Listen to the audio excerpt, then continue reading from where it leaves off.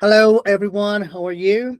Welcome, and thank you very much for being so on time, so punctual.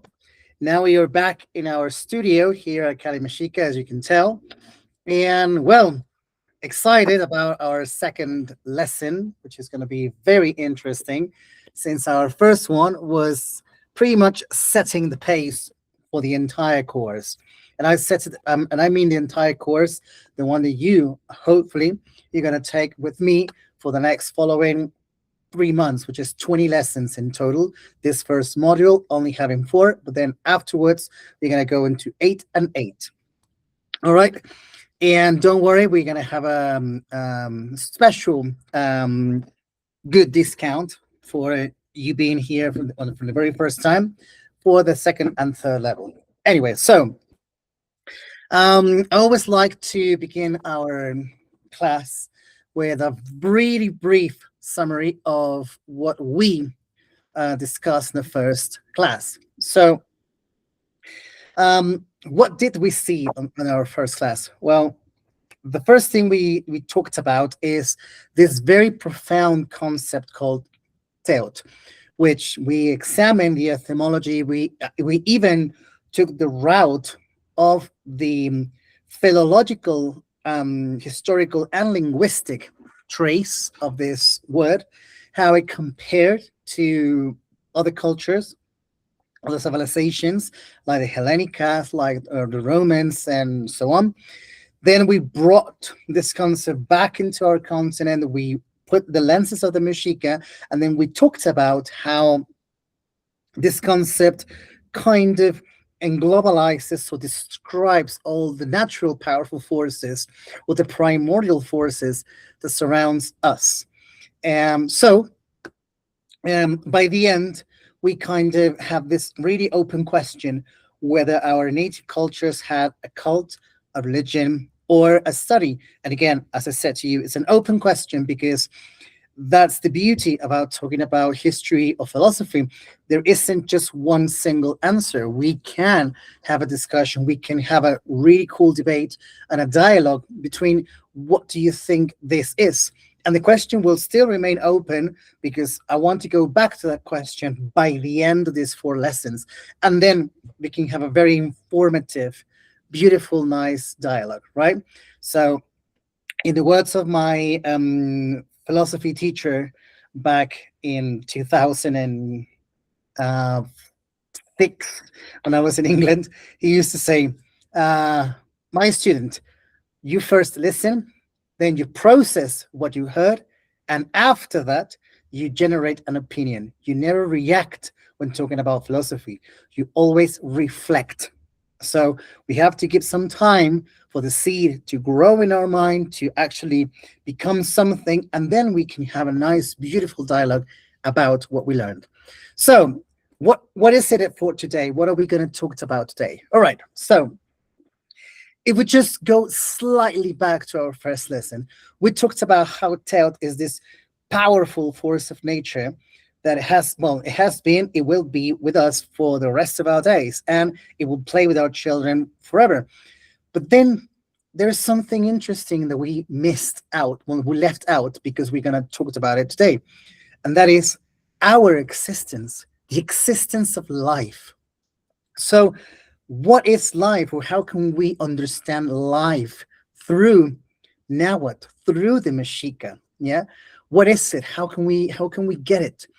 Now, in if we talked about what is alive or just the absolute concept of living or life, then in English we can find a word very easily, which is life, or in Spanish we call it vida, which comes from vitae, right?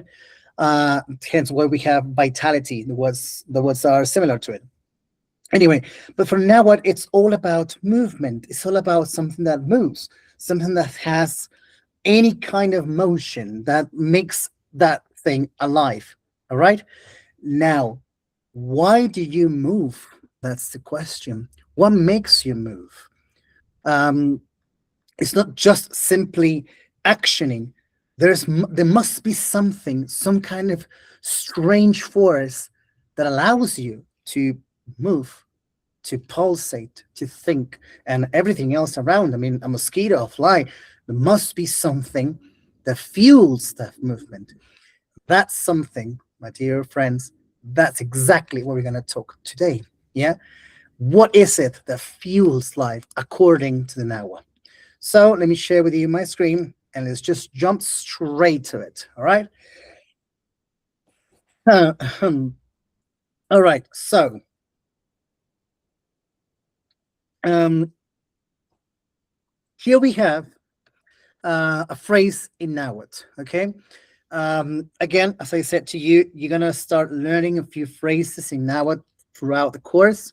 So begin to familiarize yourself with at least several phrases. Like the one I told you, kitusneke. So kitusneke literally means meaning. So kitusneke okihio means what does it mean? Okihio. All right. So if I say the following, so we're gonna go nahuacopa nahuatlachtoli. Inokihio ipan nemilistle. Tlen kitusneke inokihio ipan nemilistle. Nemilistle kitusneke. Isle, the action of. Nemi, movement. Oxepa, isle, meaning the action of. Nemi, meaning living, or sorry, movement. Ipan is with or within. And okihio kitusneke, listen, okihio, what gives, what provides, what has and gives. All right, let's break down this word because this is the heart of today's lesson. Pay attention to this word only. We have to add an I on the beginning of the word. So instead, well, just before the H, we're going to put an I. So it's pronounced ihio, ihio, ihio. You can try it with me. Ihio. The H, this H in Nahuatl, it sounds like you are kind of like exhaling your breath. So ihio, ihio. All right. Ihio literally means breath, but not just the air that comes out, but the essence of that breath. So ihio is like everything has a breath or a way of expressing itself through essence. Like for instance, in this beautiful heavily mixed tea with several herbs and cinnamon has a specific ihio. Why? Smells. It cannot smell like coffee. It cannot smell like strawberry. It smells of the herbs that it has. It smells like cinnamon, in fact. Um, so the ihio of that is just what it is. Every single one of us, like Islam, Francesca, Alexis, we all have an ihio, our odor, our natural way of smelling. So that's the ihio, the essence of who we are, or who we are. Now, if I add this part, oki, see, oki means to give, to provide, to grant, to bestow, if you want to be more posh with the words. So it's like to provide the ihio, to provide that essence, to provide that breath of life, if you want to call it.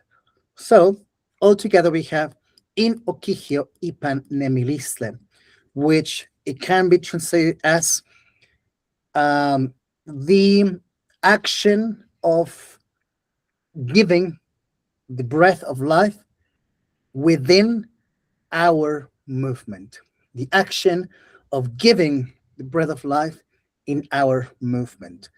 If we were to translate this into English, then it might slightly change into the following, which is the masculine in our period. Now, why do I say masculine? This is not about gender instead of female or masculine. This is about the more simple, understandable way of nature, which is something that provides, something that receives. That's simple, straightforward. So in English, we find a way to say masculine to everything that relates to providing or to giving. And feminine, it kind of fell into this understandable meaning of receiving. Yeah. Of course, nowadays it's slightly more flexible, but if we were to go to the strictly basic um, linguistics, then we have that meaning. Now, for now, that's why I put it in brackets, masculine. There isn't a word to describe masculine. There isn't. There isn't a way to describe feminine. There isn't. There are only two ways to describe this, and this is the following: Okihio, which provides, yeah, but provides the breath of life, and Siwat, which means fertility. That's what it means. Siwat can be applied as women, yeah, because it's fertile. It can be applied for water, yes, because water can be fertile. It can be used as well for a plant which requires a seed or requires a bee to be pollinized and then grow some kind of fruit. Then yes, that's called also siwat. Yep. So siwat refers to fertility, which then, of course, in English and in Spanish, comes down to female, comes down to woman or womanhood. All right. And okihio can be interpreted into masculine or into man or manhood. All right. So it's very important for me to give you this kind of broad understanding of language, because remember what we talked about in our first lesson. The way we speak is the way we think. So it's very important to understand how English translates the words from a mother language. All right. So let's move on. Here you have a beautiful image of a pregnant Mexica mother just laying down in this kind of like bed of maguey, and then you have a man kind of getting close to her, but from the belly button, it's growing a beautiful future corn. All right, or in now what we call it tlaoli, or also elot. All right, in Nahuatl they say Iyemanilisli intotzanaltzin monemihtia intlacaca. Itlacaltitzman, Toixin Tlahuilsan, Noso Tlayehuican, Kenishtia in Ochtin, which translates in English to the following: the warmth of our sun walks with each tlaca, tlaca meaning everything, things. In the birth of our brother, it meets either its light or its shadow along the way. Let's read it again, because then afterwards I want your opinion. The warmth of our sun walks with each tlaca, tlaca meaning everything that walks, everything that is around us. In the birth of our brother, it meets either its light or its shadow along the way. Can anyone tell me, what do you feel this beautiful phrase kind of tells us?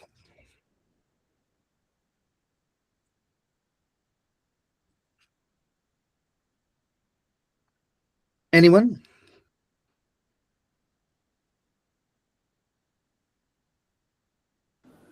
I can take a guess.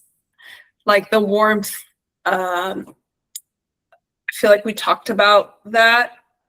I forgot the word.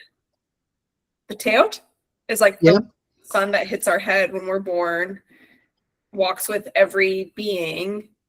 And then as more beings are born, like that light then meets its own light or its own shadow aspects, like in life. That's my guess. Yeah, that's good. That's good. It's a good guess. It's a good guess. And also it's a very good deduction. That's what we're gonna say. Deduction. Very good. Thank you very much. So you're saying that, well, this huge, powerful teot, which is literally the sun, kind of provides us with a sun ray or a ray of sun, which ignites us and then allows us to live. Yeah. So when it says in the birth of our brother, brother meaning everything, a plant, an animal, and us, right? Brother is just everyone. So in the birth of our brother, so when something is born, yeah, why do you think it meets its light or its shadow along the way? Thinking that in Nahuatl philosophy, there isn't a word to say good or evil. That's very interesting. We cannot define what's good and what's evil. The way to describe it is what is balanced in nature, what brings unbalance to nature. That's how the way to describe it. So, what is something that we need? What is something that is taking us on a different direction? For instance, we can say, oh, in English, we can say in English, oh, I hate when it rains. Yeah, but the tree thinks differently. The tree thinks, oh, I'm so glad that it's raining. So you see, the actual fact of raining has two different perspectives. It can be good for one, it can be not good for another one, but so long as it doesn't unbalance things, then it's okay. When we unbalance things, then we all agree that's not correct. All right. So again, once again, the question: what do you make of this phrase? Anyone? Anyone else? Thank you very. Thank you, Francesca. Isla, thank you. So, with your little explanation, as far as like, because I think it's very common for us to think that shadow is shadow self or light is good. But considering what you just said right now, it either means it's life or it's death. Very good. Exactly. That's exactly what it means. When you are alive and you are walking on this earth, it means that there's something inside of you which ignited your life. But when you lose that energy, when you lose that light, then there's no movement anymore. So you don't move. You lose the heat, you lose the sun, you lose the seed. So it means your shadow along the way. So the warmth of our sun. So let's just for instance, Francesca and Isla, that you participated, you were received you were touched by the sun when you were very little, and you are going to hold that power of the sun while you have movement, when you have the light. When you meet the shadow of your light, it means that you will stop moving, and then the sun will take away that energy that provided you. Yeah, that's exactly what it means. So the image on itself, it's basically doing that. It's basically understanding that even though the baby hasn't been born, yeah, the sun will receive it, and it will either light it or extinguish the life. All right, very good. Moving on, it says okihyo ikanemowa. Again, the masculine within us, it will be better translated as the provider of within us. Yeah, within us. Now, here is what it gets super interesting. Let's have a look at the following image. In this tiny, super close-up image with a probably with a very powerful lens, we're looking at the birth of a future tree. Yeah. By the looks of it, it kind of looks like a lemon or orange tree, or it's just like a common tree. Anyway, so on just this image, on just this single image, we are going to see active and activating the energy of the world for Teteo, four of them. And all of them, they work together to provide life, to provide life. Let's go one by one. Now, right now, maybe, and I hopefully, your eyes can somehow see one, maybe two of them kind of familiar. If all of the four of them are very unfamiliar to you, don't worry. I mean, that's why you are here. You're going to learn. So we're going to go one by one, so understanding them. The first one is Tlauntiquih Tagnican. So who is this one? It's called Centeot. Centeot. The word itself, it's called Centli, which is seed, and Teot, which means primordial or permanent, or, the definition of Teot is so complicated. So let's just figure it out in now. So Centeot, the seed, which has been primordial or has been forever. So it literally translates as we are all born from seeds. Question yourself. This is a very rhetorical question. Question yourself. Is there something that comes to our earth not from the concept of a seed? I'm not talking about literally a seed, but just the concept of it. And the answer is everything comes from the concept of a seed. Everything, if it's an egg, if it's a cell, if it's mitosis, if it's ourselves, if it's a plant, if it's an animal, everything comes from a seed. So this teot literally is telling us there isn't anything around you that isn't born the same way you come from.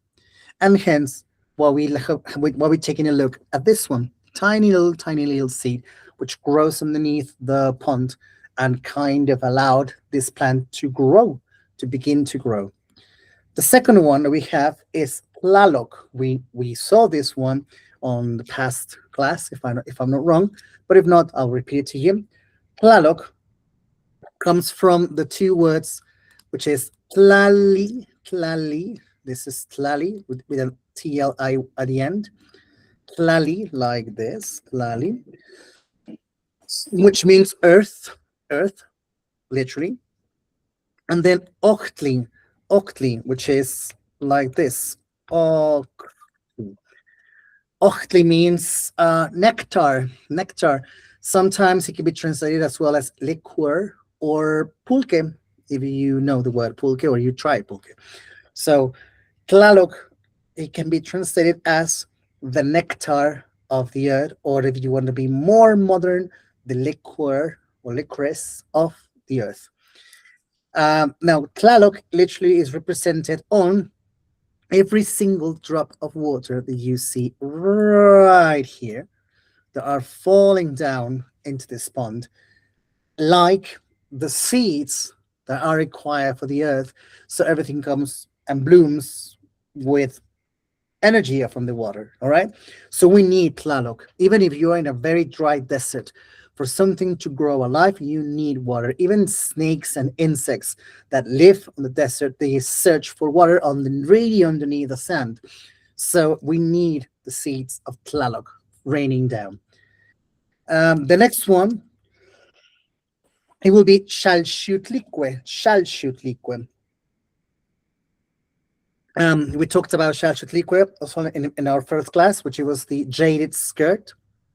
Remember that the word it comes from shalshiwit, which translates as jade or jaded quality. So shalshiwit, jade or jaded quality, and tlique, it's skirt or has a skirt. So it's the jaded skirt, which refers to all the waters of the earth, so rivers, lakes, um, oceans, bays, seas, etc., even ponds. So everything that collects or contains the water, that's shell-shaped liquid. Now you can see it right here in our image. If water wasn't contained, if there weren't the possibility of receiving and harnessing all that water, the plant wouldn't be able to get the nutrients, get strong, and begin to grow. Yeah, and the same thing goes with our last detail, which is tonatium. Tonatium.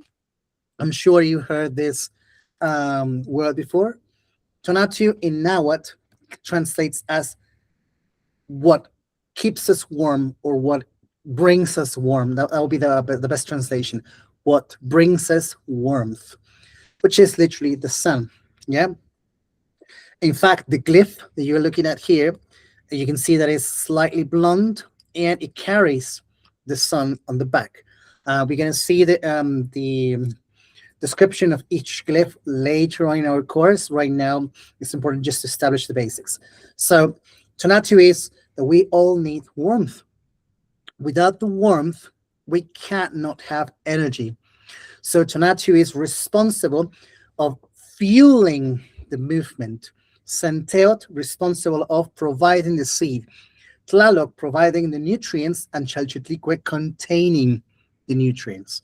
Right? So on the same image, we are looking at four teteo working together.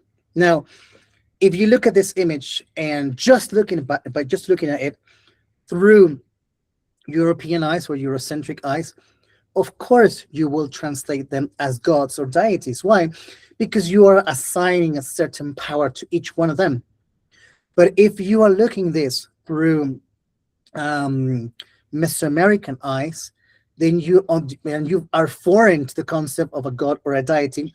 What you're just doing is you are assigning glyphs and words to the forces of nature. You're not giving some kind of elegant throne. You're just basically saying this is what happens, so it must have a representation. This is also what happens, so it must have a representation. Now, this image that you're looking at right here, which is sent out the seed, Tlaloc, the nutrients or whatever contains the information for nutrients, Chelchutlik with the water that resides, and Tonatiuh, the fuel and energy. You can translate that straight into this image. Yeah, straight. Um, it's so simple. You look at it. Right here, we have centeot, which is the union between the sperm and the egg, just that sparkle of life. Yeah, that's centeot, like this the beginning of a seed, which is now fertile. Xalchitlicue represents the eggs inside a woman's womb or a mammal's womb. Yeah, so it's the egg that is just waiting to be fertilized because that's the purpose of it. The Scatlipoca, this mirror, smoke in the mirror, or the obsidian mirror, you want to say it, always unfrequently asks us the question, what is the purpose of such thing? What is the purpose of you? What is the purpose of you understanding this? Well, the woman's womb or the female womb, it was created by and for one purpose, which is reproduction. That's the purpose of it. Whether you accept it or not accept it, that's a choice, but it was provoked and made by that. The same way sperm was made for that, to carry the information to provide the missing character to get life. So Xalchitlicue is just the egg, the purpose of it. Tlaloc, it's the liquid, the sperm liquid, which carries, it's like this, it's like the clouds and the thunder of it. And of course, Tonatiuh, the sun, it's the information on each of them, on each of them. And once they hit here, then you have life. Our ancestors, even though they didn't understand genetics as the way that we understand it nowadays, even though they didn't have a microscope to actually look at the sperms and the eggs, they didn't have that technology, it wasn't foreign for them to understand that you require both of the energies, if you want to say it, both of the natural forces to provide a brand new seed, a brand new thing. Yeah, you need them. Of course you need them. And life is just shaped like that. Yeah. In the same way, we just saw a plant grow, and we have the example in here. We can apply this to the universe. We can. The sun, of course, would be Tonatiuh. Yeah. It would be the powerful energy. The sun rays that are going everywhere, that's Tlaloc. When the ray of sun hits the planet and that planet accepts it, then there will be Xalchitlicue. And when that planet, because of the ray of sun, finally gets its first form of life, then you get centeot.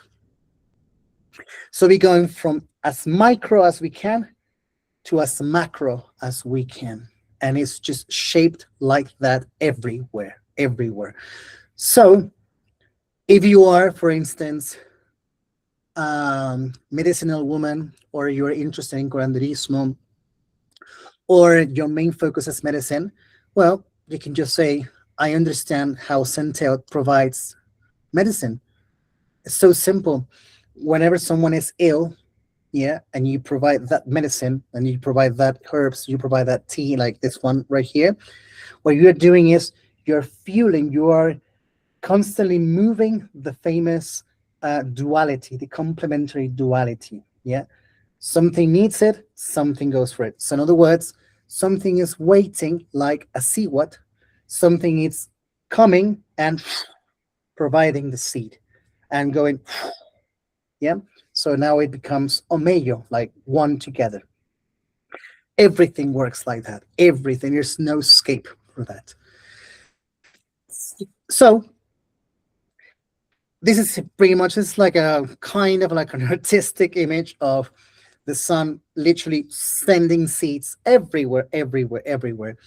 I was talking to Toltec wise man at Lamartine, Toltec, which by the way is an interesting word that I want to share with you. Tlamatini, that's the word for, to describe wise person. But let me break it down for you so it's slightly more clear. Tlamatini in Nahuatl means he or she, I mean, whatever gender is, he or she who knows about things. That's the way they translate wise person.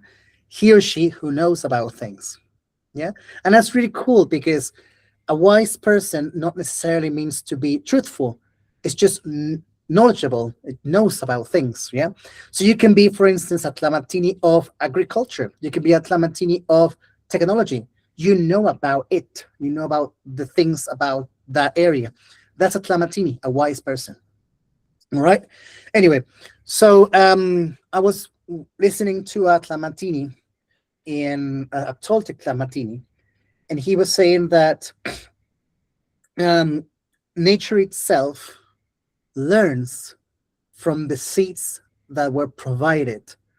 And he refers this to every planet at some point receives seeds from the sun. There's no escape. As in Mercury receives seeds, Mars as well, Venus as well, Jupiter as well. All the moons of Jupiter receives the seeds of the sun, and every single planet on every single area, the seeds that are received, they learn differently. Some of them are very dry, but they exist. Some of them are very wet or even crystallized or frozen, but they exist. In our planet, we have seeds that are now open, they break and they provide life. But just imagine if we were to travel several thousand or million years from distance from our planet to the nearest solar system of Alpha Centauri, and there is life over there, the seeds of such life will learn different from the ones that we have here. Doesn't mean there is good or bad. They will bring their own balance, but their seeds will be different. They will grow in a different place. And I know it sounds very simple, but if we take that simplicity in our minds, then we understand that if, for instance, Isla was born in Mexico but then grew up in the US, this is just an example. This means that her initial seed, it's Mexican. Or let's just go on an extreme. A person is born in Japan, but 3/4 of its life lives it on California. He will say, my seed was born in Japan, or my identity is American. My identity, I feel very Californian, but my seed, it's in Japan. So there will always be something that calls to my land. Yeah, that calls for it. That's the interesting thing.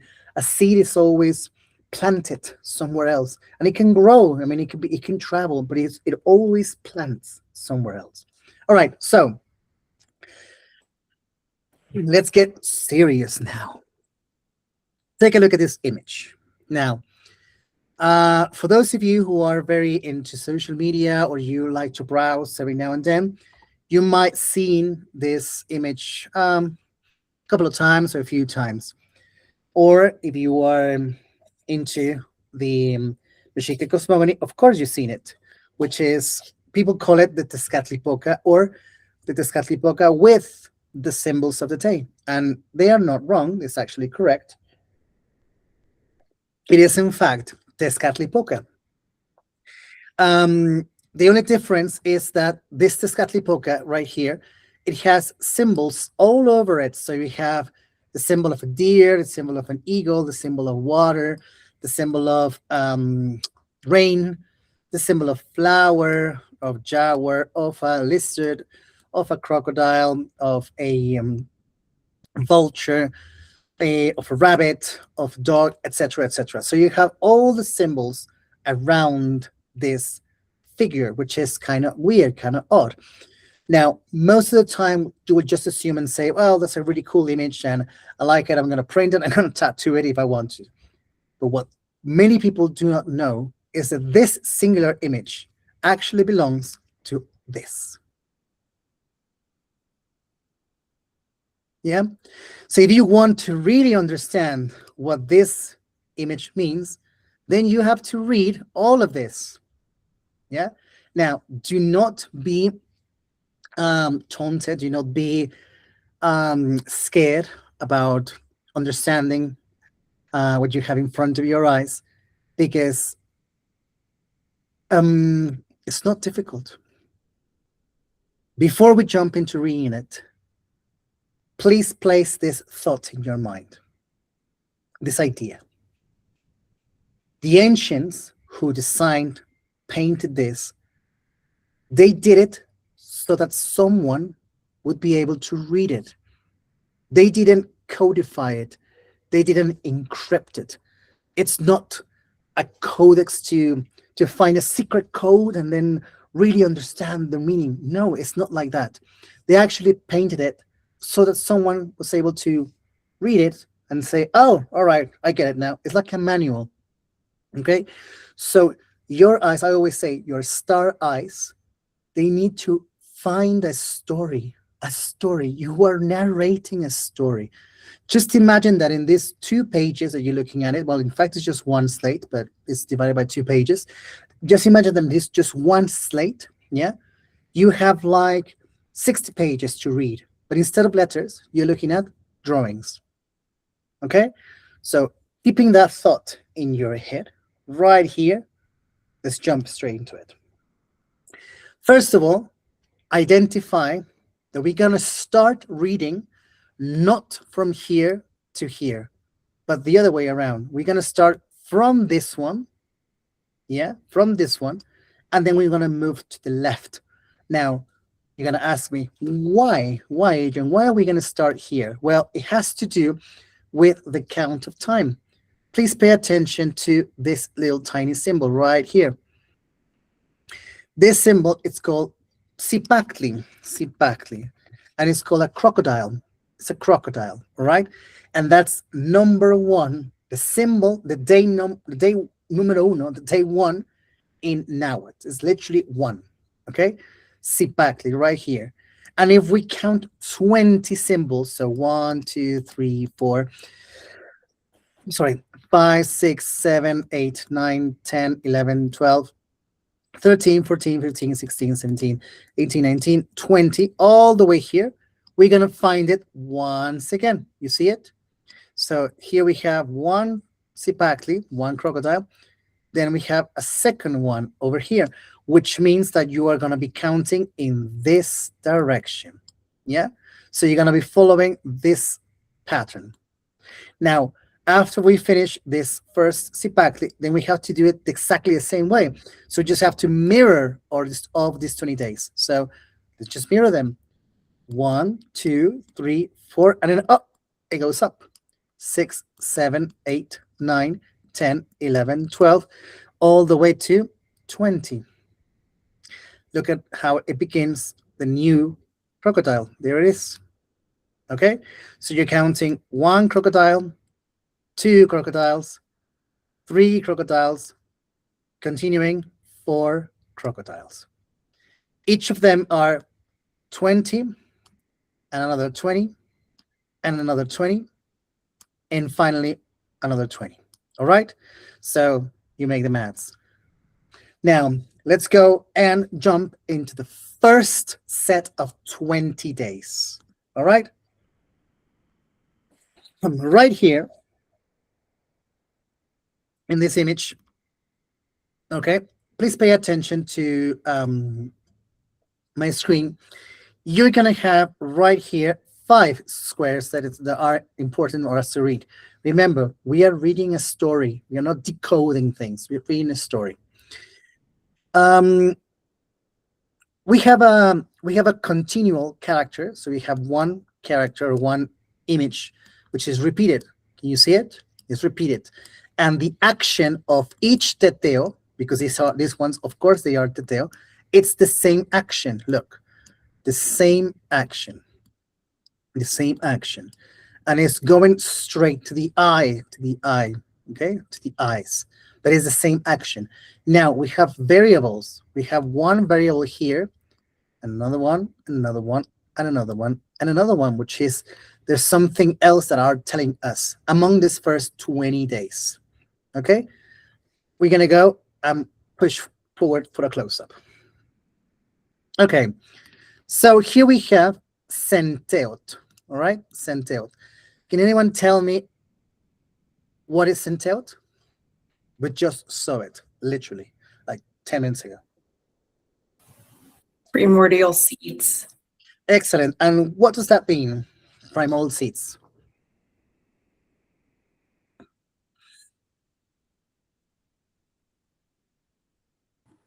Something willing to take and something giving to coming together. Yeah, exactly. So the union of it, which means that everything comes from a seed. Seed. Exactly. Very good. So centeot, it's telling us there is a seed. Yeah, there is a tiny little seed, and it's going to bloom. Right? It's gonna become something. That's centeot. This image, this little tiny image, is a seed, my dear friends. It's a tiny seed. And this image is the image of a flower. So something on a seed, it's been broken, it's breaking, and something is beginning to grow, it's beginning to come out, it's beginning to appear. And what Alexis said, the famous okihio, the famous something that it's giving, that's what centeot is doing. Centeot is saying, here you go. It's okihioing, if you want to say it like that. It's okihioing something. Yeah, it's giving it something. Now, this one over here, it's a brand new one. You don't know this one. It's called Tonacatecutli. I know these words are very difficult for you. I understand. Don't worry about it. But just try to listen to it and just copy what I just wrote. Tonacatecutli. Tonacatecutli. Tonacatecutli translates as our flesh or I don't know how to translate sustentum. Sustainable. I'll try to find a word. Anyway. Substance. Yeah, like substance. Yeah, could be. Substance could be liquidy, but yeah, substance like meaning like the thing that we live for, the things that we live for in terms of nutrients, in terms of flesh, in terms of Sustenance. sustenance. That's the one. Thank you very much, Alexis. Sustenance. I'm sure. Hopefully, I wrote it correctly. All right. So, that's what Tonacatecutli is translated as. So, our flesh or our sustenance. So here, again, Tonacatecutli is doing this. Yeah, it's providing it. It's giving. It's telling that tiny seed, which is now growing. Here you have. Yeah. Now you have flesh. Now you have sustenance. Now you have muscles. Now you have something to be touched. Yeah, something. This symbol over here. Does anyone know what a papushkomit is? Yeah. Everyone else knows what a papushkomit is. If you don't know, don't worry. It's fine to say. Bear with me 1 second. I'll show you one.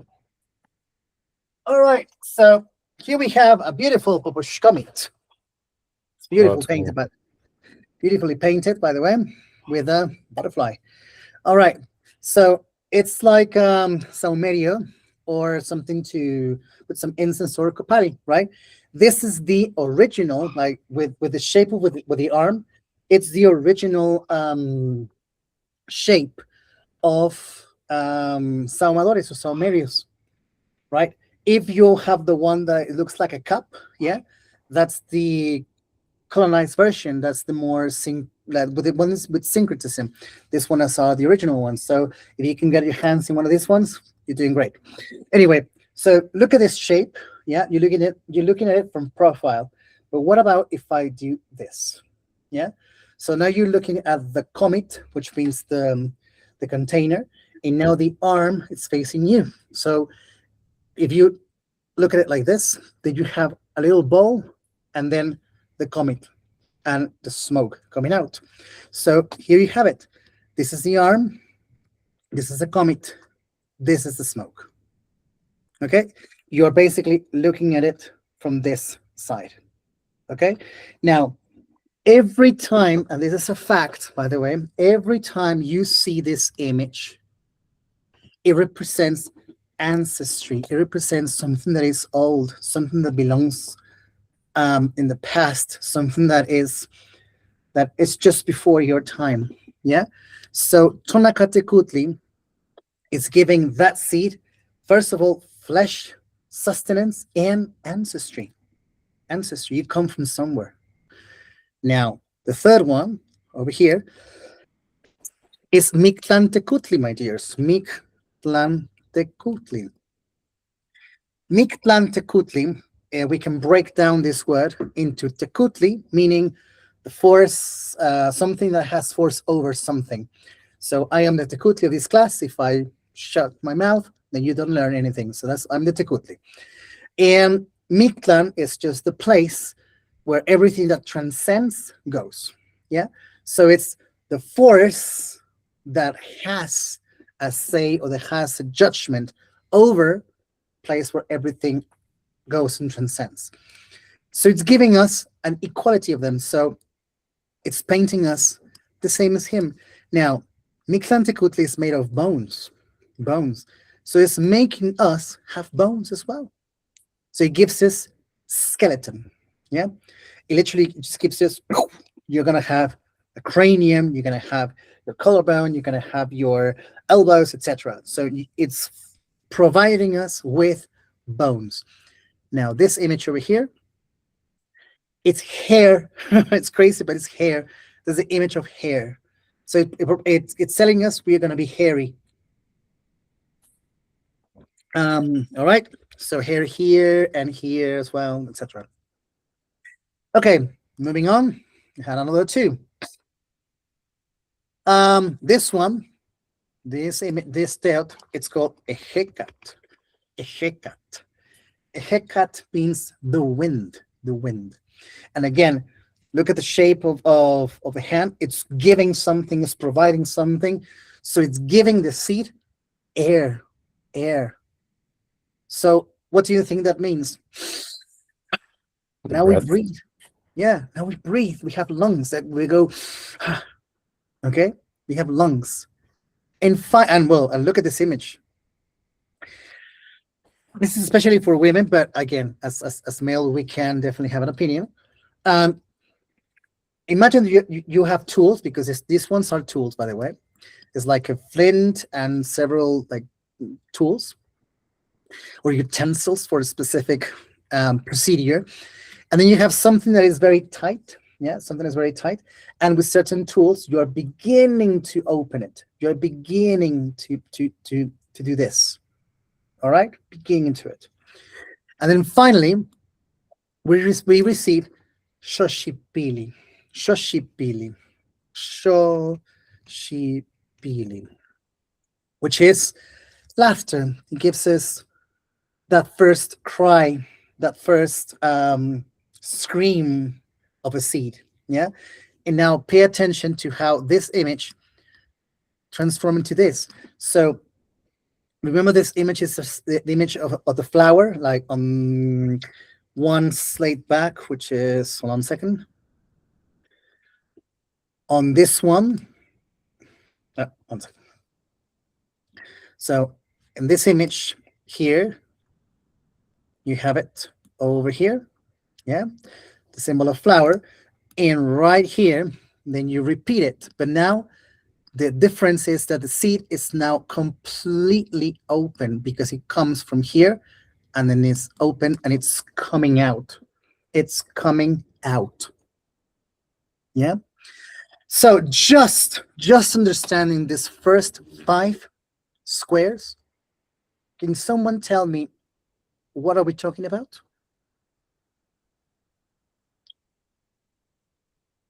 The creation of humans, Yeah, the creation of a fetus and the beginning of a baby. beginning of life. So yeah, exactly. So it's just a simple seed. Then the seed becomes with flesh and ancestry, so genetics. Then receives bones. Then receives air, and then finally receives the first cry. Yeah, and all of them are things that are provided, are things that are giving something. A force of nature gave you that. Yeah. Now take a look at this at the following image. Now we have brand new five ones, but look at now. The baby's out. The baby's out, and with eyes wide open, with star eyes, so like Pokeball eyes. Okay, Huh. and look at this one. The procedure from being slightly closed to open and something coming out to finally being very wide open, but the baby is out. So we're talking about here, woman's vagina. Yeah. So it's how it's opening, life comes out, closes again. Yeah. It's beautiful how they address all of these images. Now, let's take a look at the following five ones, which is all the way here. Yeah, the following five ones. Remember, we are following the path of Sipakli, of the crocodiles. So the crocodile starts here and then it ends right here. All right. Okay, so let's take a look at the first one, which is this one. This one is called Xochiquetzal. Xochiquetzal. Some people like to call it Xochiquetzali. It's fine, it's correct.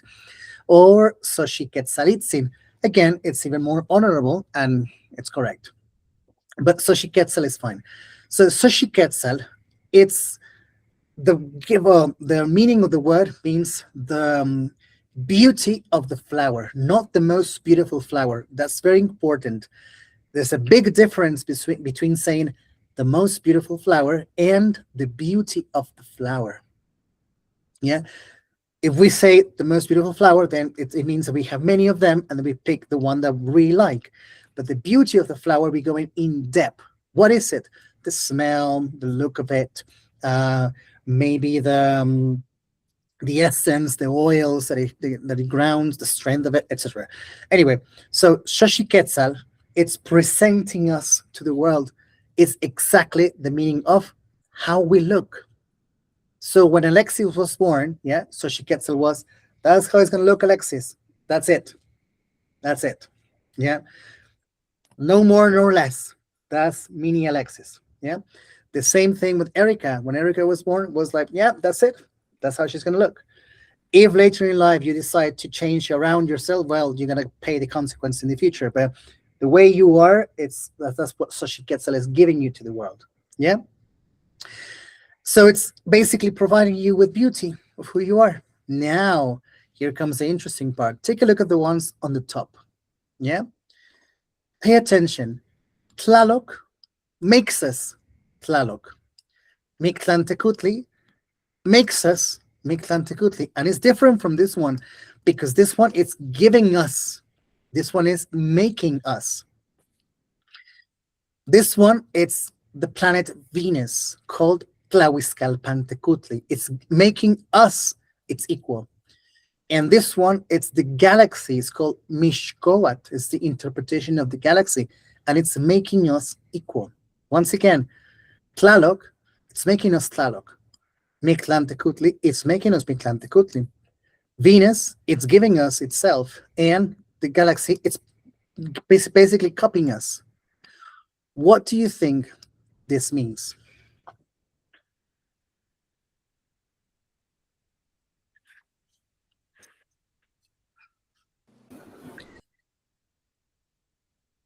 That we take on some aspect or are created in the form of the Theo. Okay, Isla, I'm going to ask you a question. Where is Tlaloc inside of you? Oh, there's a cat. In your blood? In your blood, yeah. In every single fluid that you have. That's Tlaloc. Very good. Let's push forwards to go one by one. So,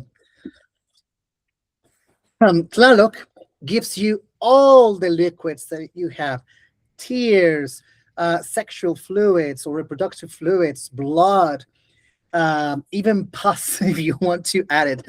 So all the liquids that you can and you will secrete, sweat. That's Tlaloc. So Tlaloc lives inside of you. You have Tlaloc inside. Yeah. It's not like Thor. It's like here, right here. The second one, Mictlantecutli. Mictlantecutli is giving you something quite particular.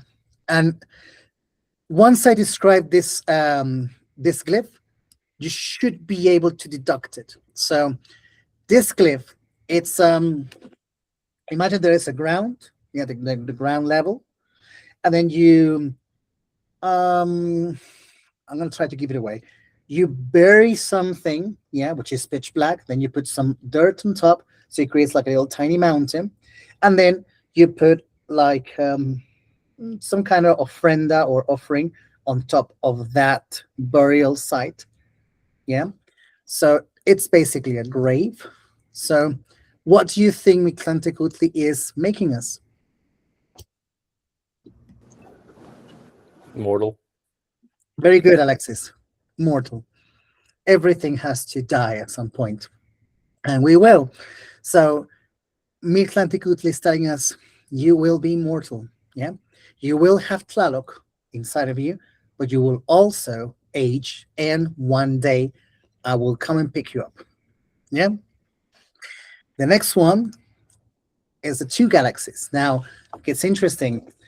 Here we have a mirror image of Venus. Now, pay attention to the glyph right here underneath, just underneath. It's a mekat or a piece of string, which is tying or just linking two flags. Now, this is iconography. And it's important for you to know because in future codexes, you will be able to read them. So the symbol of a flag for writing in Nahuatl, it means that something has a certain decision. In fact, we call that pantli. Pantli. A pantli is a flag. Have you seen some of the danzantes or some calpulis that some of the let's say tecutlis or leaders, they will have their flags on the back, yeah, or they will carry their flags on the back, like the representative emblemas or symbols. Well, that's because that's pretty much it. A pantry is something that is represented. Now, when you with one single piece of string you tie two flags, it means there is a relationship between two decisions, two powers. Yeah. So you're saying that Venus is becoming linked with you. It's linking its position, its energy, it's reflecting energy from the sun to you. It's becoming this. Yeah, tight. All right. Next one, the galaxy. Oh, curious fact. Every time we see the face that has been striped in white and red, for some strange reason, and still I yet to discover why, but this is just the artistic decision.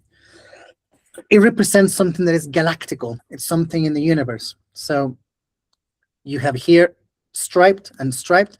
This one is far more striped, which means it's more about the galaxy. Yeah. This one is called Mishkoat. Mishkoat. Let's translate it together. Mish equals cloud. Koat equals snake. So why do you think we call the galaxy the snake, like what, a cloudy snake?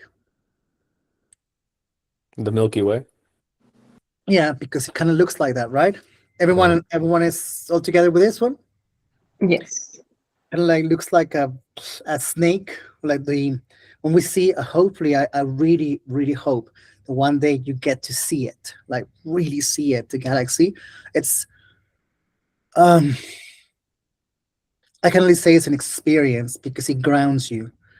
I only seen it twice in my life, and I mean, it gives me chills because it grounds you. Just looking at it, It's just so small, and you see this massive thing and how it moves. Wow. Anyway, so it kind of looks like a gigantic snake, and it's just made out of clouds, and it just moves. Well, the earth moves, so it moves. It's just really great to see it go. I mean, in the States, you have several places where you can see it. You need to go to places where you have at least 2 or maximum 5% of luminosity, which I think is Arizona is one of them. I think New Mexico has as well. Of course, Las Vegas and New York, never mind. You're never going to see the galaxy ever in those places. I was very shocked, by the way. Sorry to interrupt this, but I was very shocked when I went to Las Vegas and I looked up and there were no stars, nothing. I was like, where are all the stars? And then I looked at my app to search for stars, and the luminosity of Las Vegas is 97%. It's crazy. It's like they're never going to enjoy a night in the desert, like beautiful night desert. Never. Wow. It's just, for me, it was capitalism in one word, right? Anyway, so Mishkoat, it's literally the snake, made of clouds, with a cloudy snake. And pay attention now to the glyph. Now it's a complete akat. Now this symbol over here, it's does anyone understand when I say bastón de mando, or when I say, like, when indigenous people have these quarter staffs that they represent their certain communities? Does anyone know about this? Or is this the first time I actually, someone brought it out for you? Okay. Anyone? Okay. So in indigenous communities, well, at least in Mexico, I'm not sure if in the States they still have this. At least in indigenous communities in Mexico, what they have is this, it's like a staff. It can be as small, it can be as big as the human size. And then they decorate the whole quarter staff with feathers, with things from the community. And this quarter staff is passed along to representatives. Some people call them diplomats, but it's more about spokesmen. So whoever is capable of speaking could be a spokesman, it could be a spokeswoman, makes no difference. So it receives and inherits this. I myself have one of them.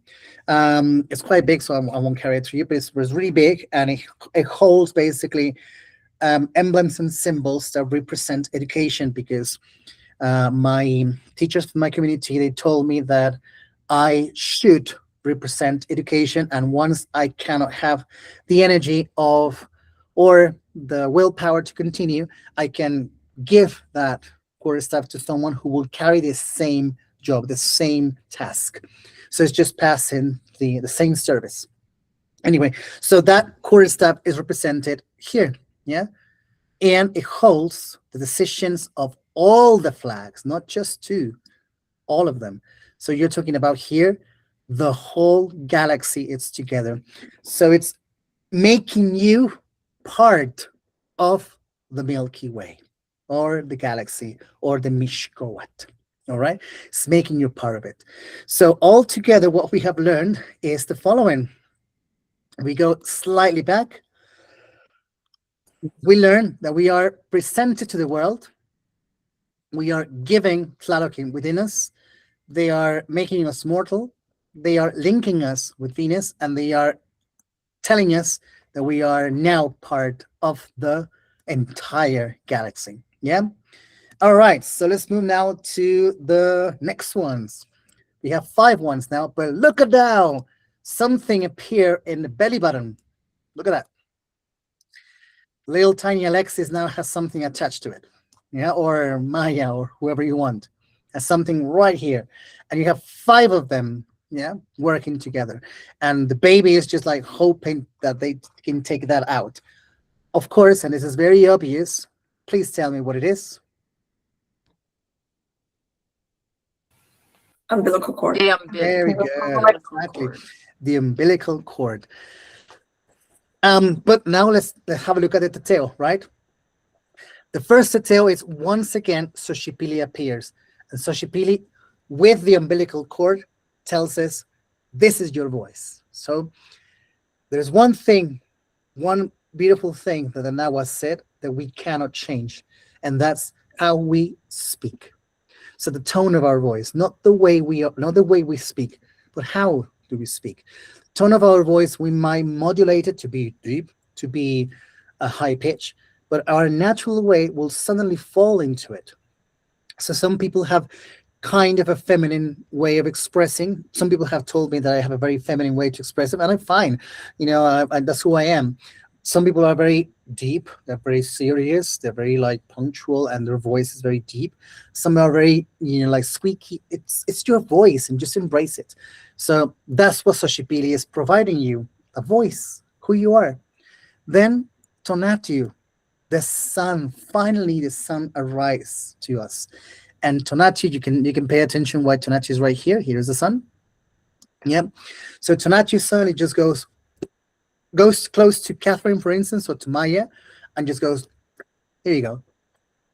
It gives you something right here on your head, and that's heat, warmth. Why are you warm? Because the sun gave you that. The sun okihiyo you that. Yeah. So it makes you warm. Warm. All right. Then all the way to the top, we have Tezcatlipoca and makes us blind, which means it goes inside of us, inside what's underneath our skin, our eyes. It goes to our mind, and it gives us brain, intellect, consciousness, reflecting power, the way to talk to our heart. That's what Tezcatlipoca suddenly gives you. It tells you, I'm going to live inside of you as well. I'm going to be your conscience. And then you have twice Xochipilli.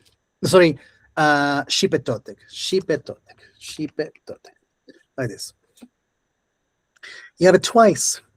The first time with several Chalchihuitls. Look at this one.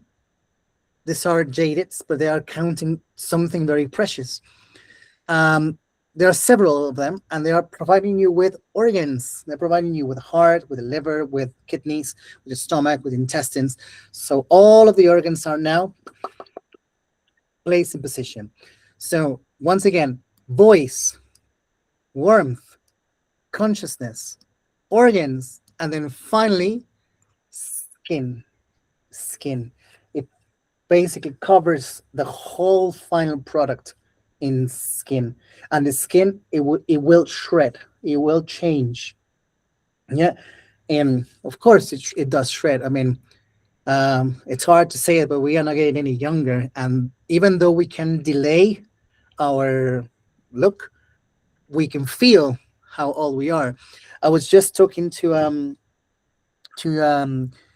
a fashion designer, and he works a lot with models. And one speech that he gives to the model says, like, you may look young, but you act old. And that's true.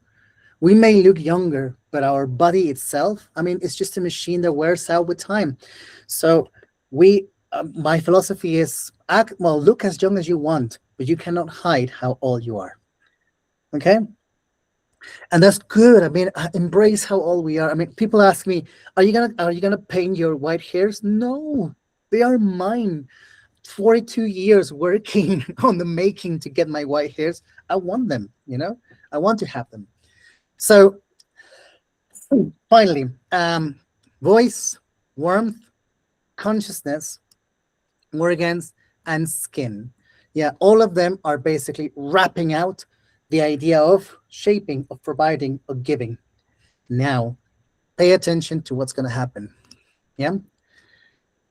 Pay attention now to the next and the following ones.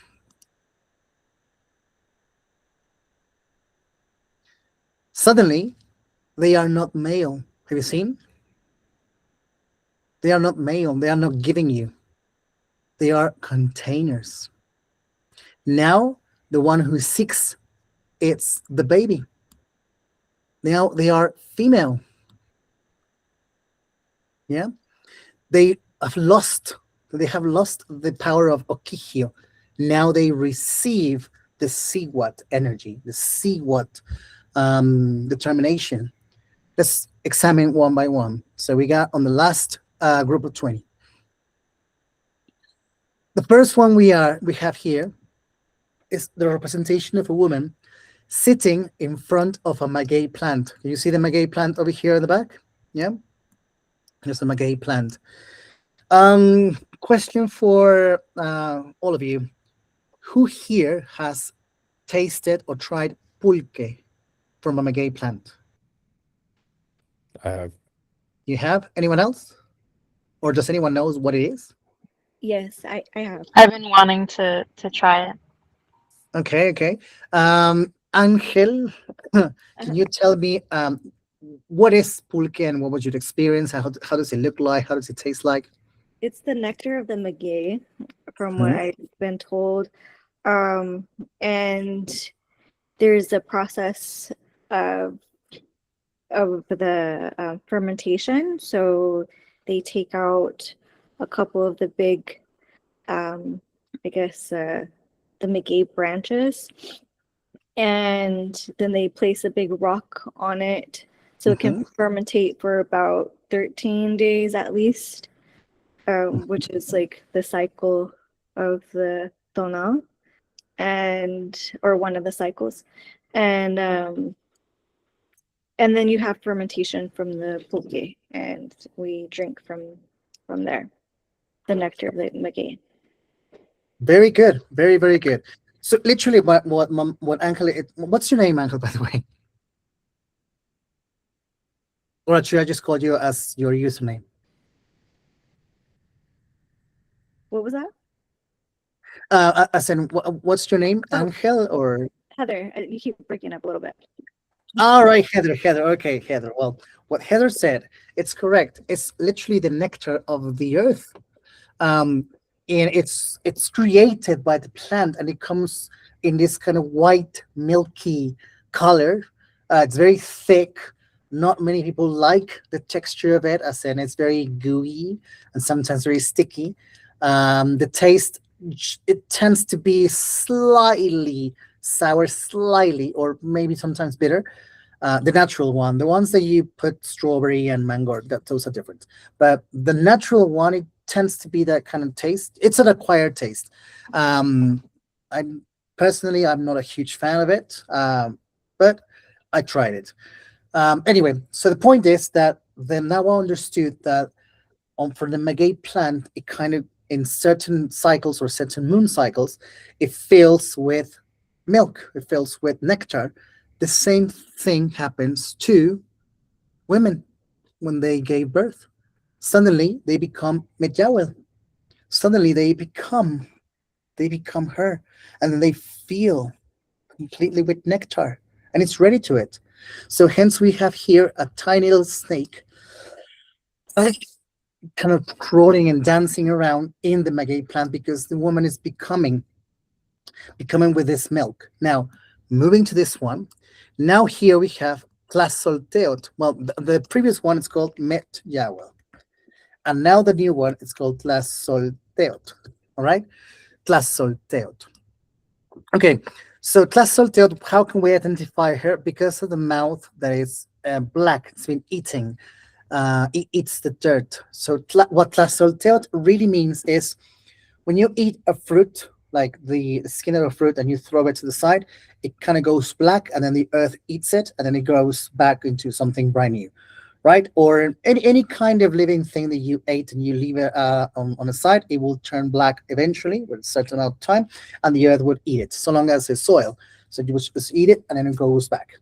So what is doing exactly that? So now that the woman is filled with the nectar, so it's filled with the future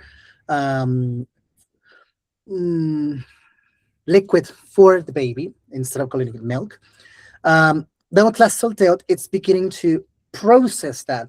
So it doesn't come raw. It's providing it with the exact nutrients for the baby, and the baby is just waiting for it. So here you have the nipple, which is broken. It's beginning to break the nipple, and it's bleeding. Now, Their next image, this next image, I think it's one of the images that I believe that it's very interesting and personally my favorite one. Here you have the image of the mother, yeah, and here you have the image of Mictlantecutli. Both of them are exchanging hearts, but specifically her, it's giving the heart to Mictlantecutli, is giving it, it's tasting the heart of Mictlantecutli. The image here is a bone, it's just literally just a bone, and this one, it's a heart that it's like, it's close to death. Remember, this image right here is just like an ofrenda. You looked at this image as well right here. Look, can you see it? Right here, it's the same one. Okay, it's exactly the same one. So you will move all the way up. Okay, we have it again. So what do you think this image means? Again, the mother, Mictlantecutli, they are exchanging hearts, but she particularly, it's giving a heart away to Mictlantecutli. You have here the element of a bone, and then you have a heart which is in danger. It's close to death. What do you think it means? That That she's. childbirth could potentially be a near-death experience. Mm. Yeah, close. Anyone else? I think I've heard that they used to consider basically the process of birth kind of reaching into like death, or like trying to bring basically like a soul from death. I All right. think. I'm not too sure. I probably have it mixed up, but No, it's okay. It's okay. Well, the first thing we need to, with that argument, Maya, which is great, we have to polish it. First of all, number one, the Nawa, they didn't neither believe and neither they needed the word soul, spirit, or anything like that. They didn't need those words. So try to use different ways into understanding what a soul is for our European conception into a Nahuatl world. Nahuatl, they will say, we have warmth. That's tonality. That's our essence. So the essence has to come with something that provides us that, and the sun gives us the warmth. So we receive it from the sun and we take it until we die. The image is kind of close to something else. Anyone else has a different opinion? Is it accepting the fate of transformation and death? Can you explain a bit more? As I mean, it seems like you said there was a heart that was close to dying, so maybe she's accepting that transformation of moving to Mictlan. You know, she's accepting that new transformation, that like, understanding the and embracing the idea of death. Okay, yeah, you're getting close. I'm gonna help you out with our argument, Alexis. Isla, go for it. That's, I'm wondering if it has to do with more like generational, that somehow in her becoming a mother or giving birth to life, that she is further along or closer to non-motion, kind of Yeah, like yeah. becoming an ancestor, becoming a step, Yeah, yeah, yeah. a greater story. Very good. Isla and Alexis are kind of like in the same page. We're trying to find the common truth. Pay attention to this one. When I show that image to, I won't say her profession, but when I show her this image, she said, what I'm looking at here is the danger that a woman goes when giving birth. Yeah, because it literally is an experience where you push your body to the very limit and you're very close to going to Mictlan. You're put at risk. The entirety of your heart and the entire strength of your body to get a new life out. And when I pay attention to that, suddenly I realize that when everything, like a mammal, when a female thing gives birth, It's a very delicate process, very delicate. It pushes the body to the limit. This is something that probably from the male perspective we are never going to experience, but we can see it and we are a witness to this. So we have an opinion, but then you as see what you are going, if you want to, you are going to have that experience of reaching that point, yeah, that umbral point of no return when providing that heart to heart experience. So you are putting yourself in the line to that. That's what it means, and I think that's incredible because in Mexica mythology, which is pretty much our topic, there are specific women called Siwa Teteo. Pay attention. Siwa Teteo. Teteo, the plural of Teot, and then Siwa, the female. So the primordial essence of femininity, yeah, which means that we are positioning the Siwa Teteo as something so old, so ancient that the coming to life, meaning it means that something female had to put itself at risk so that we are now alive. It's interesting to see it that way. Well, continue to move. We have now two of the last ones right here. And now it's interesting because now look, here we have now a teot, which is Chalchutlicue. Why do we say Chalchutlicue? Remember, Chalchutlicue is like the waters of the earth, like the jaded skirt. Well, she wears a nose piece in the shape of a snake because it represents the waters in the rivers flowing down. Now, she becomes incredibly fertile. Look now, the symbol of the breast of the nipple. Now it flows with clean water, or so in other words, with clean liquid for the baby. Now the baby is ready to drink it. Just think about it. We came from understanding that the mother kind of sits on the maguey and begins to fill with this milk liquid. Then Tlazolteotl purifies that liquid, makes it more usable. Then Mictlantecutli puts to test to the women and saying, are you ready to do this? And now Chalchutlicue, it tells us, now that you are ready, now that you have accepted this, now you are fertile. Now you become, sorry, not fertile, like nutritious. Now you become something that you can give because you have been containing. Now you can give.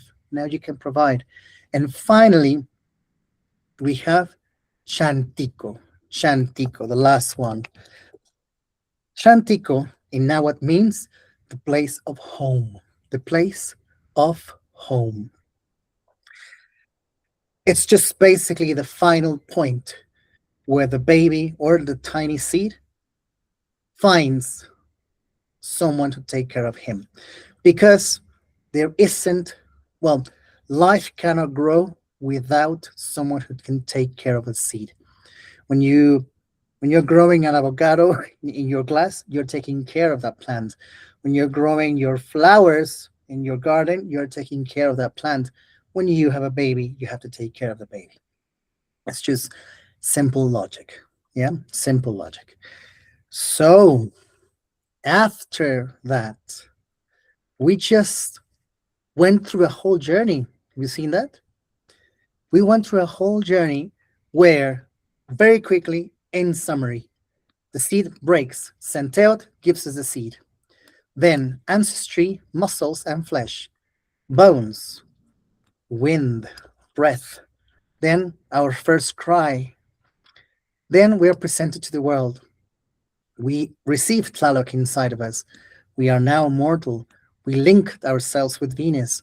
We are part of the galaxy. Now we have a voice for the rest of our lives. Then now we have warmth. Then consciousness, organs, skin. Then mom or mother, she becomes milky. Let's just say that, milky. Then Tlazolteotl purifies such milk. Then Mictlantecutli questions our mother. Then if she accepts, then she becomes highly nutritious. And finally, we have a home. All of this is a long journey to understand this. Isla, please.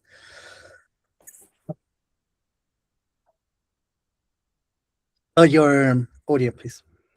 Sorry. And that this is actually maybe kind of answering my question, but why is voice given precedence over the others? That's like the first in two different moments. You get the voice before skin, was it? Like, Oh, yeah. so Well, um, for specifically for Nahuatl cosmogony, yeah, voice means that when you are forming yourself, remember you're not thinking linear way, you're thinking in a cycle. So this is happening at the same time, everything. So it's literally doing this all the time. So as you are forming, your voice is becoming unique. As at the same time you're receiving organs, at the same time you're getting skin covered. So it's happening at the same time, everything. Okay? so then the idea of sequence, like this and this and it's that's Western, or that's not quite It's very not Western, or but linear, I guess. exactly. Yeah, exactly. It's like you're like kind of like speeding things up so you can see how it's forming all together, how it works all together.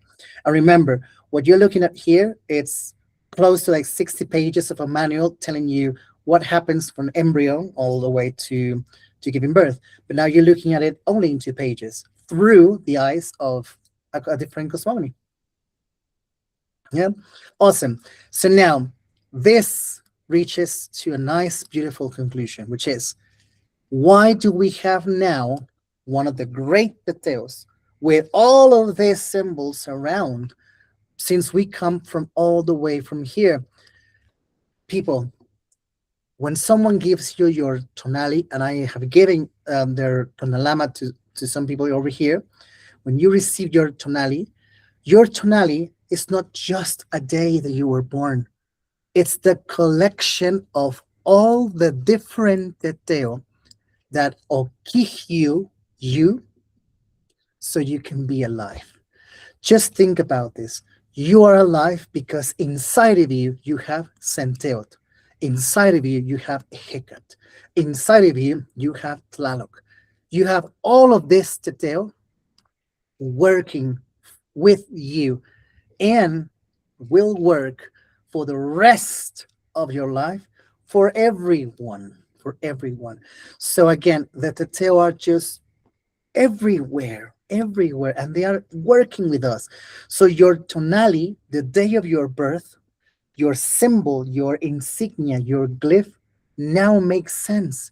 After exactly 80 days because it's from here to here, that's the time where a tonalpouke, a reader of time, will come to your home and tell you your baby now may receive a tonalamat, may receive the lecture of your day because now it's healthy, because now all of the tateo had accepted that seed to live in this earth. Yeah, super powerful. Yeah. Now, I like to finish this with one interesting question. Who do you think painted, recorded, or created this Amoshli, this sequence, this codex? Who do you think?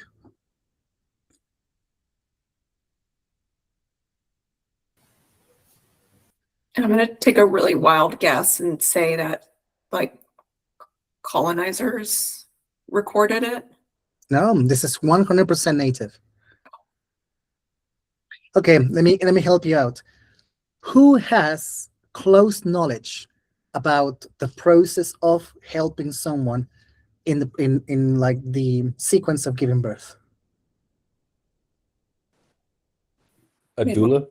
That's Yeah, Woman doula, or midwife? midwives. So my guess, because we are never gonna know, but my guess is doulas or midwives painted this.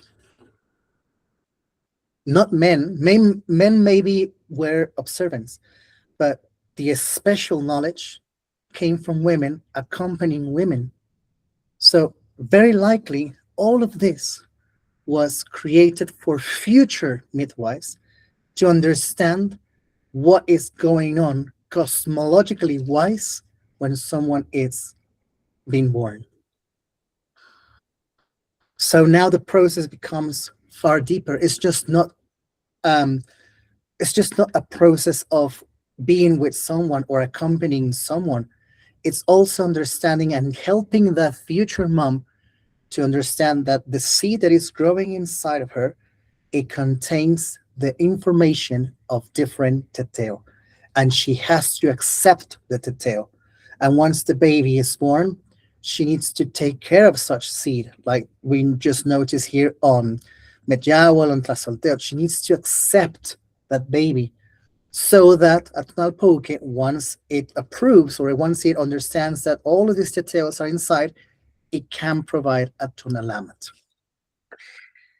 This is why I told you, when we read a codex, when we read this information, do not read it as if it was so hard to say, as if it was just so encrypted. You just learned the ABC manual of understanding the cosmogony for midwives. That's very cool. Awesome. So, what do you think of this class? So good.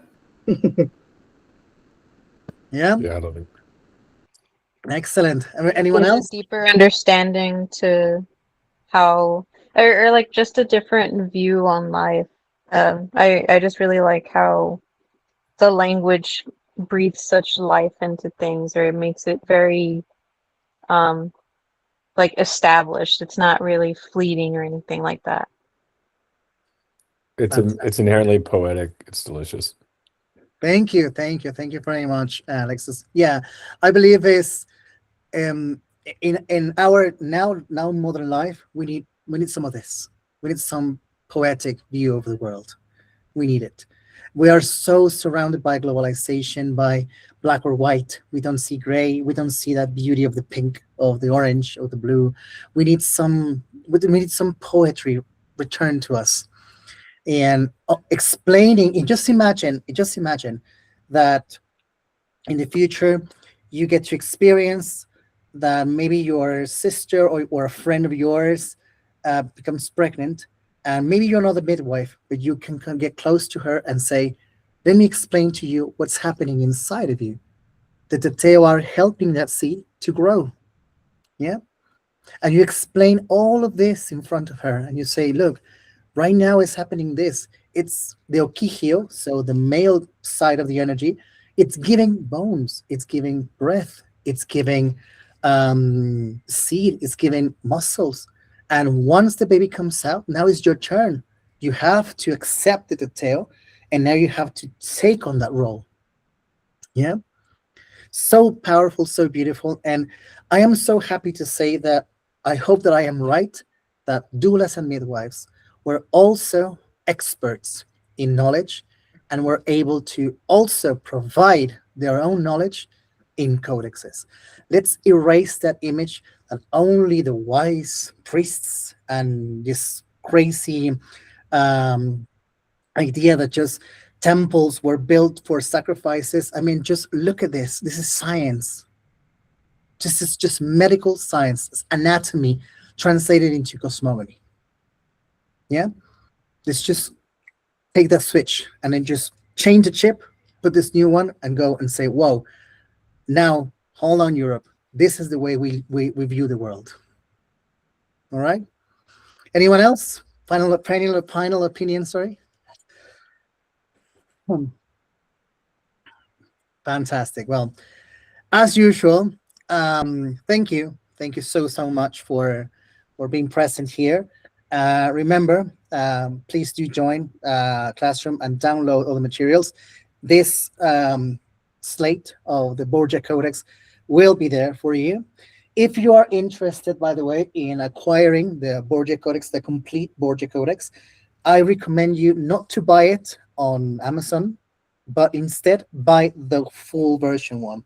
Um, if you allow 1 second, I can show you. And I can then, 1 second. It's huge. Yes, I know. It's very huge. This one, the one that I have in my hands, it's the full version one, the full version one. This one is like 25 meters long. It's really, really big. Look at this one. Really, really big. And you can just purchase it from my friend. I will put the contact in the group, in the WhatsApp group. You can just send a WhatsApp message. He lives in Puebla.